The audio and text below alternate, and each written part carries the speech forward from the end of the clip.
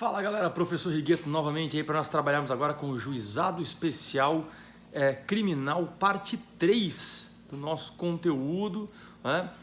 Pelo sistema online, aí, pelo sistema do YouTube, nós estamos utilizando para passarmos aí essa fase de quarentena, né? Há uns 30 dias aí que o governo determinou, pelo menos, para que nós não nos aglomeremos aí em sala de aula. Então, estamos utilizando as tecnologias para poder facilitar a vida de todo mundo. Se você acompanhou os vídeos anteriores, nós vimos no vídeo 1, né, a análise do artigo 61 e 62, bem como o histórico da Lei 9.099, e vimos no vídeo 2 o artigo 60, que trata das regras de conexão e continência e mais algumas informações complementares. A partir de agora, o nosso objetivo é tratar com vocês de alguns institutos chamados de institutos despenalizadores da Lei 9.099. Para isso, mais uma vez eu repito, papel e caneta na mão, vou dar até um tempinho para você pegar o papel e caneta na mão, que a gente precisa, na verdade, fazer umas observações, fazer algumas anotações de suma importância para fim, obviamente, né, de tomar a frente dessas informações que eu vou passar para vocês e isso possa servir para você estudar para as tuas provas, tá?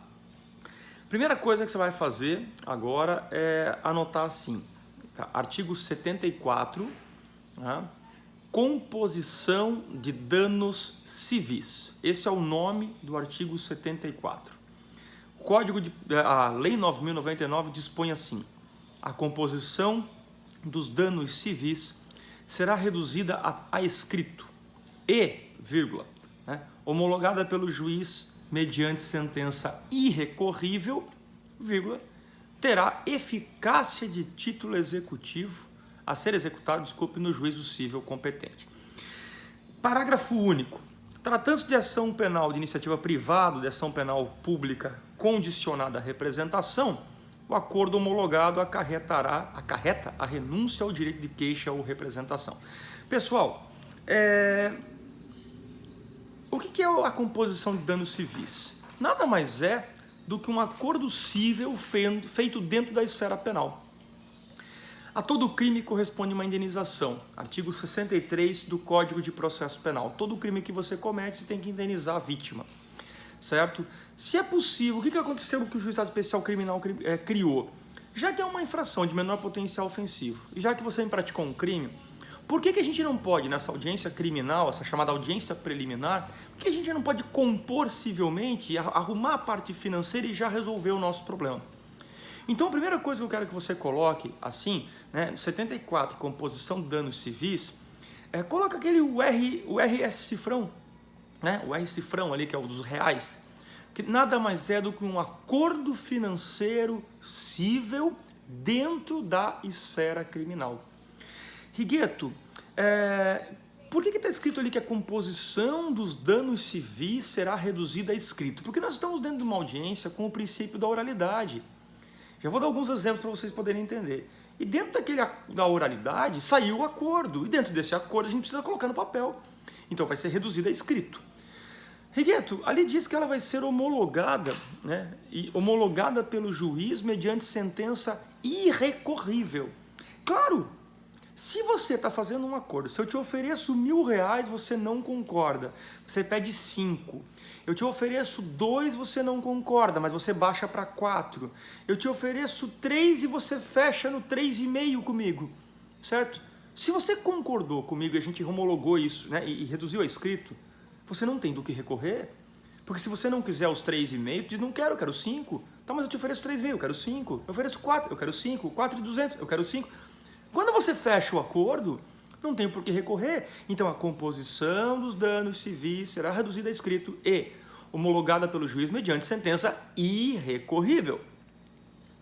Terá eficácia de título a ser executado no juízo civil competente. Esse acordo que eu fizer com você e que vai compor na ata da audiência, vai constar na ata da audiência, nada mais é do que um cheque. É um cheque que eu estou te dando no valor de 3.500, esse exemplo que eu dei agora.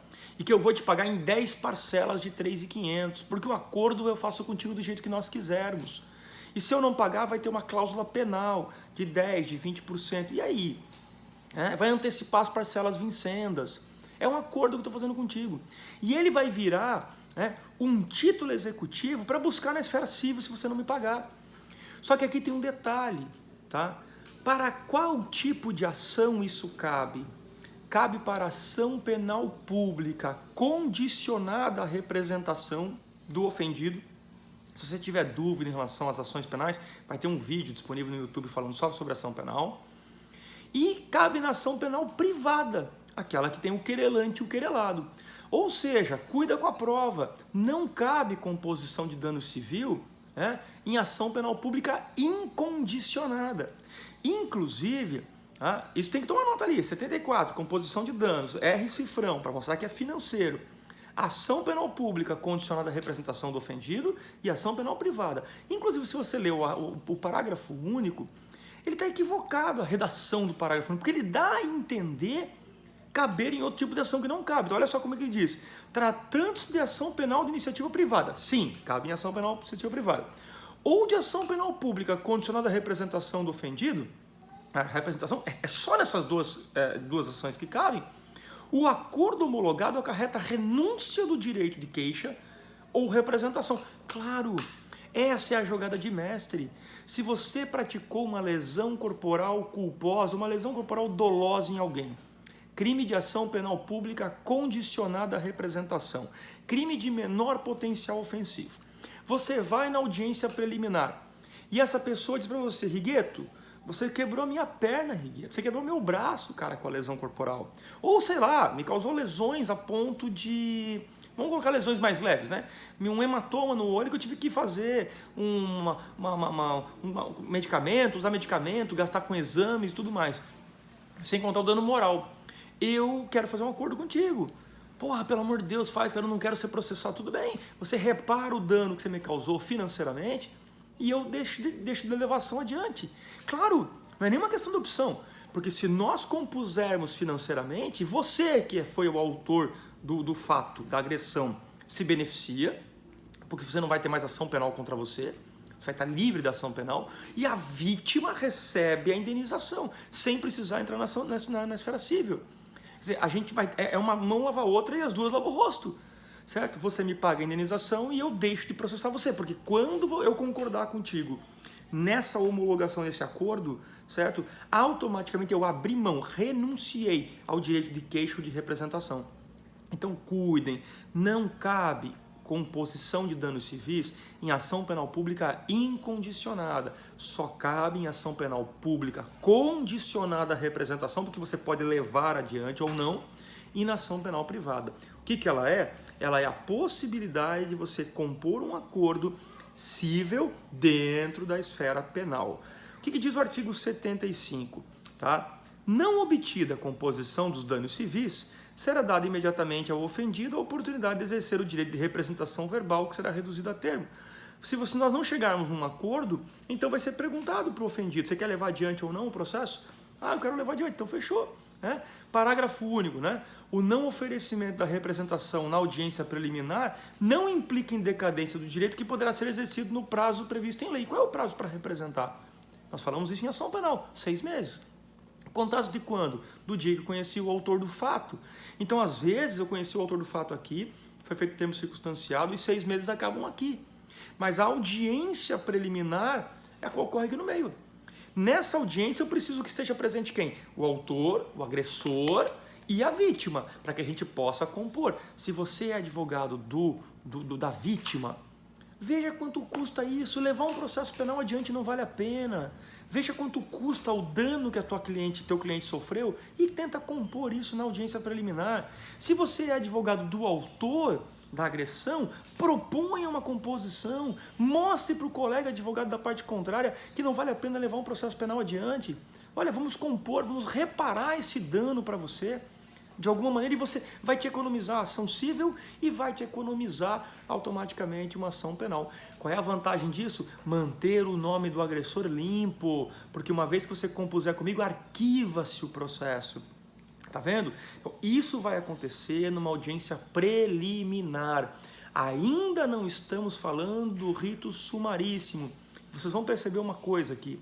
O rito sumaríssimo Tá? O cidadão, para que ele possa ser processado pelo rito sumaríssimo, ele tem que se esforçar.